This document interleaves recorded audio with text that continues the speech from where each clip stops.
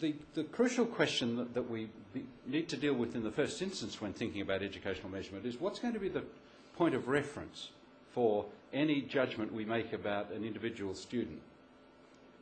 In particular, will we end up having to use a normative point of reference, or will it be possible to use criteria of performance against which to judge an individual?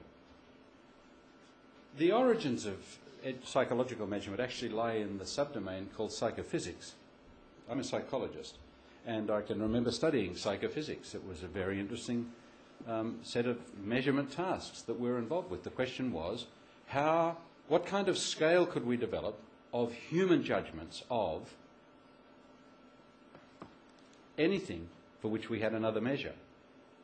We were always trying to develop measures of human judgment of phenomena for which we had an independent measure, like the brightness of light, or the weight of objects, or the loudness of a sound, or the pitch of a note.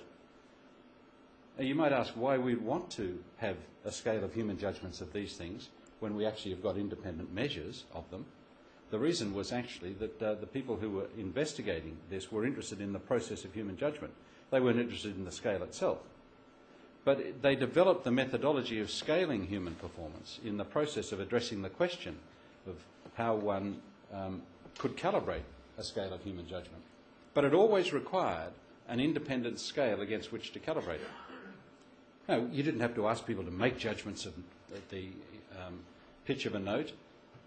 In some absolute sense, you could present them with a couple of notes and ask which was the higher, which was the lower, and see how small you could make the gap before they could no longer discriminate, even if an external measure could discriminate. That was the kind of technology that was available. But the point I want to make is only that the technical approach to measurement was built in a domain where there were physical measures of the phenomena against which we could calibrate the human judgments of the phenomena. As soon as the interest turned to things that were actually fundamentally more interesting in terms of human performance, there was no such external scale. So as soon as one turned to psychological phenomena of any sort, attitudes, performances, aptitudes, there was nothing other than the observation of the human behaviour itself. Now, much of this measurement technology was built in the subdiscipline of differential psychology, where the interest now was in the nature of human differences. And so the approach to measurement was, foremost, an approach that was designed to reveal differences among individuals. And then at the end, the way to interpret individuals' performance was with respect to the performance of others. And that's what drove us to norm-referenced assessment. The norm simply being the average. One declares whether a person is above or below average. One declares how far above, whether it's 1 standard deviation, 2 standard deviations. Is it the first 10th percentile or the 20th percentile? There's a whole array of methods for expressing where a person stands in relation to others.